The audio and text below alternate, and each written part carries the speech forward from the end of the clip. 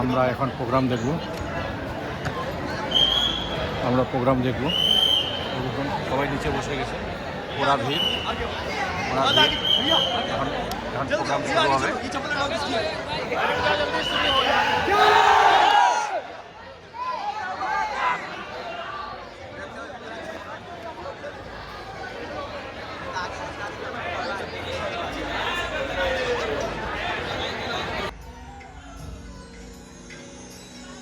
ब्रह्मांड के अनंत विस्तार से लेकर पृथ्वी की सीमित परिधि तक हर चीज अपने केंद्र की ओर आकर्षित होती है। इस पृथ्वी पर एक ऐसा केंद्र है जो न केवल मानवता की आस्था और भावनाओं को बल्कि उनकी आत्मा की गहराइयों को भी अपनी ओर खींचता है। महाकुंभ क्या है वह शक्ति जो हम सबको एक सूत्र में बांधती है?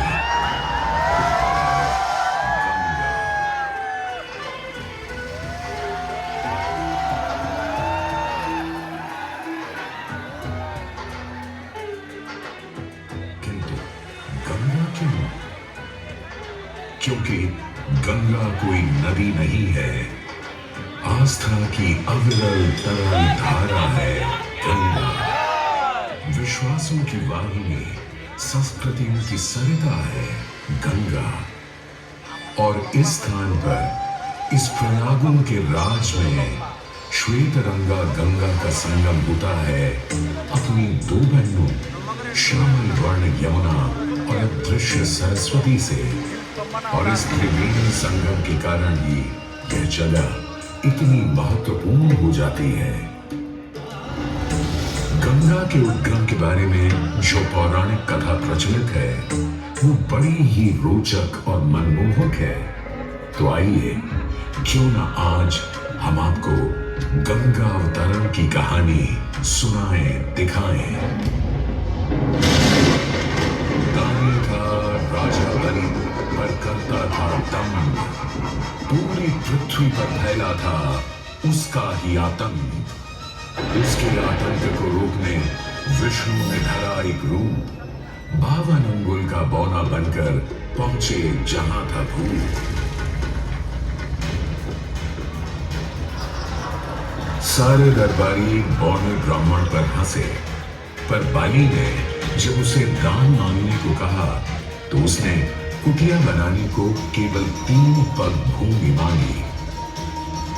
पर जब बौने ब्राह्मण ने भूमि नापनी शुरू की तो जैसे भूचाल लिया गया। वामन ने पहले पग में पूरी धरती नाप ली और अगले कदम से स्वर्ग। ब्रह्मा जी ने भगवान विष्णु के चरण धोकर उस जल को अपने कमंडल में भर लिया। और अब वामन अवतार ने अपना तीसरा पग बलि के सिर पर रख उसे पाताल लोक भेज मुक्ति दे दी।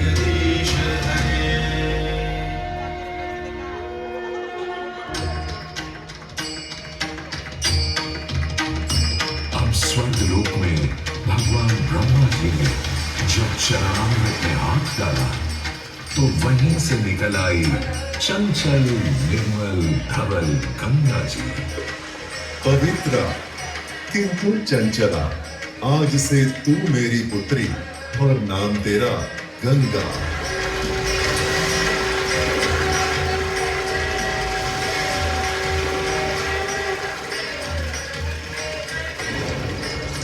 उधर कुछ समय बाद सतयुग में इक्ष्वाकु कुल के सूर्यवंशी राजा सगर ने सारे संसार को जीतने के लिए एक अश्वमेध यज्ञ का संकल्प किया।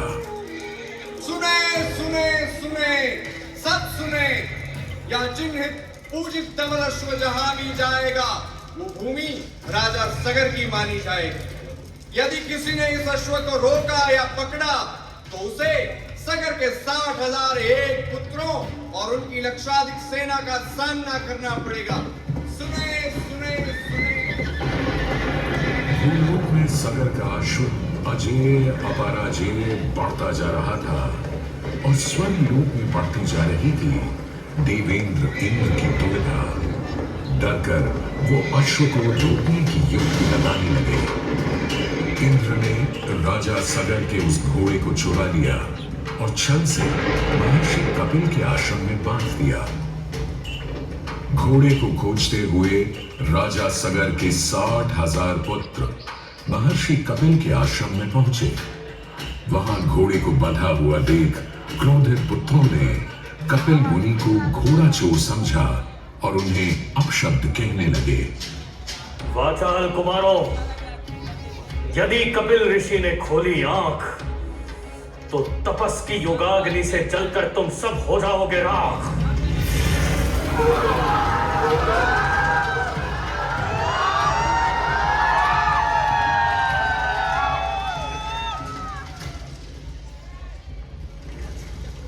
उधर सगर थे चिंतित।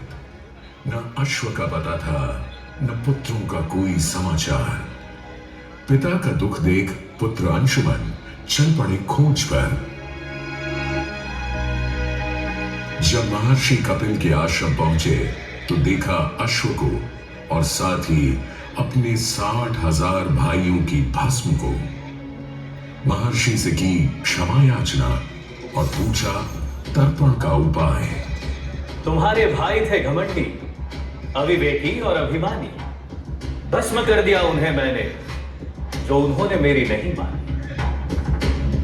गंगाजल, केवल गंगाजल ही दे सकता है मुक्ति उन्हें, जो भस्म हुए तुम्हारे परिजन।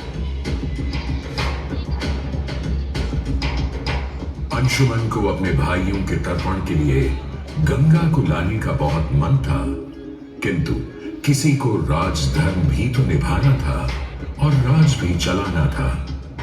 देखते देखते 7 पीढ़ियां गुजर गईं, पर 7 पीढ़ियों के बाद समय आने पर राजकुमार भगीरथ ने राजा बनने से साफ मना कर दिया।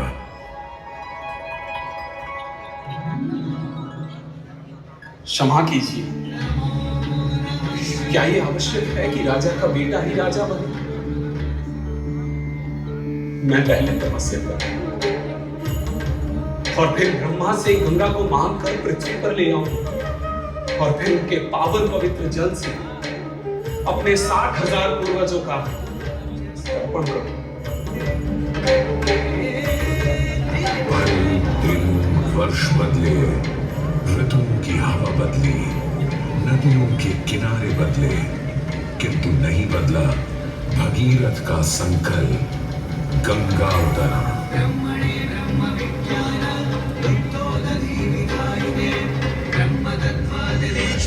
पुत्र भगीरथ, हम तुम्हारे तप से प्रसन्न हैं। बताओ क्या आशीर्वाद चाहिए? हे भगवान, मेरे पूर्वज के तर्पण के लिए मुझे आपकी पुत्री गंगा चाहिए। तथास्तु, किंतु यदि गंगा स्वर्ग से सीधे धरती पर गिरी तो पृथ्वी को चीरते हुए गंगा सीधे पाताल में पहुंच जाएगी। इसलिए तुम भगवान शिव शंकर को मनाओ ताकि गंगा जब स्वर्ग से नीचे उतरे तो वो उसे अपनी जटा में थाम ले। अब भगीरथ ने एक अंगूठे पर खड़े होकर भगवान शंकर को मनाने के लिए शिव शंकर का जाप शुरू कर दिया। जय मन भावन जय पतित पावन शोक प्रशामन शिव शंभो विपद विहारम अधम उद्धारण सत्य सनातन शिव शंभो सहज वचन हर जल जन यन वर धवल वरन शिव शंभो।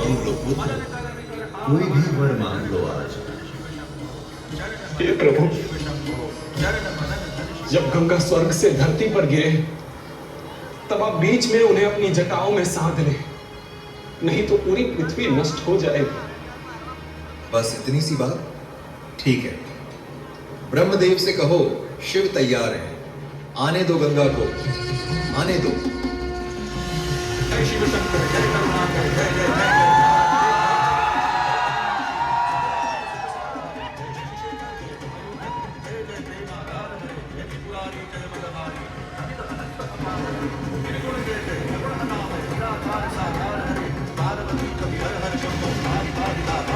जय रामेश्वर जय नागेश्वर वैद्यनाथ के नाथ हरे मल्लिका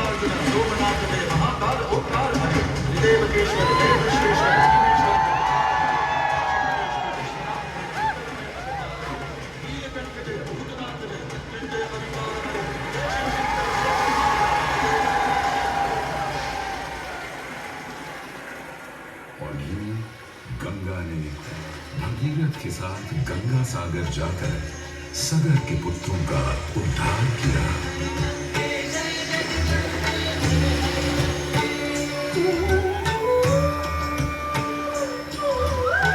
साथ ही वह भारत की सबसे महत्वपूर्ण नदी बन गई, जिसका भारत के जीवन में धार्मिक, आर्थिक, सामाजिक, ऐतिहासिक अभिदान अनंत है।